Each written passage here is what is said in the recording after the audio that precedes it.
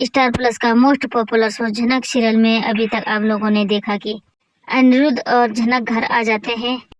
अनिरुद्ध अर्शी से मिलने रेस्टोरेंट में जाता है।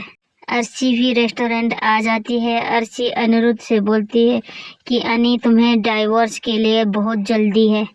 तभी अनिरुद्ध भी अर्शी से बोलता है क्या तुम्हें जल्दी नहीं है अर्शी, क्या तुम्हें सिड से शादी नहीं करनी है।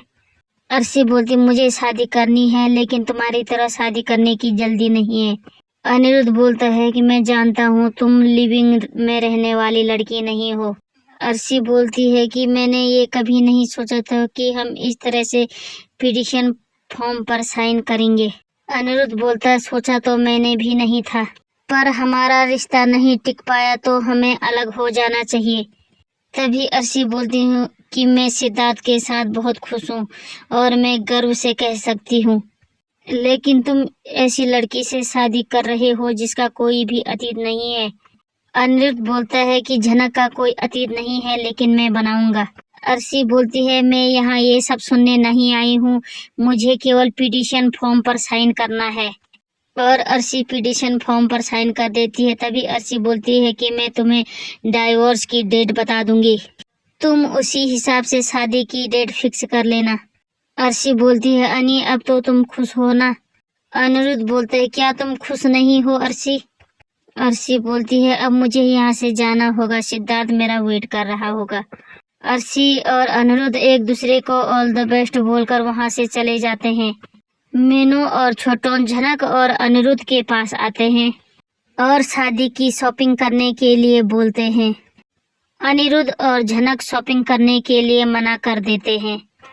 मीनू बोलती है अब तो तुम्हें शॉपिंग करनी ही पड़ेगी, फाइनली इतने मुश्किलों के बाद तुम्हारी शादी फिक्स हो रही है। छोटोन अनिरुद्ध से बोलता है कि डाइवोर्स की डेट कब तक की है।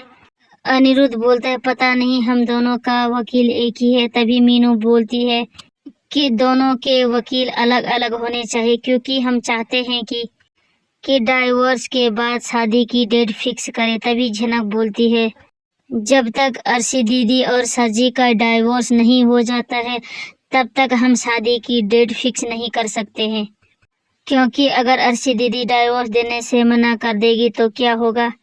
अनिरुद्ध बोलता है अगर अर्शी ऐसा करेगी तो मैं उसे कभी भी नहीं अपनाऊंगा। सभी झनक की बात मान लेते हैं। तभी छोटोन झनक अनिरुद्ध और मीनू अप्पू से मिलने जाते हैं।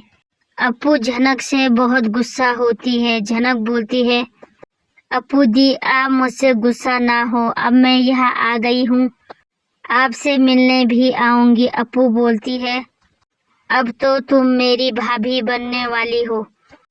अन्नी और झनक की शादी हो रही है। मीनू बोलती है झनक और अन्नी की शादी की डेट फिक्स हो गई है।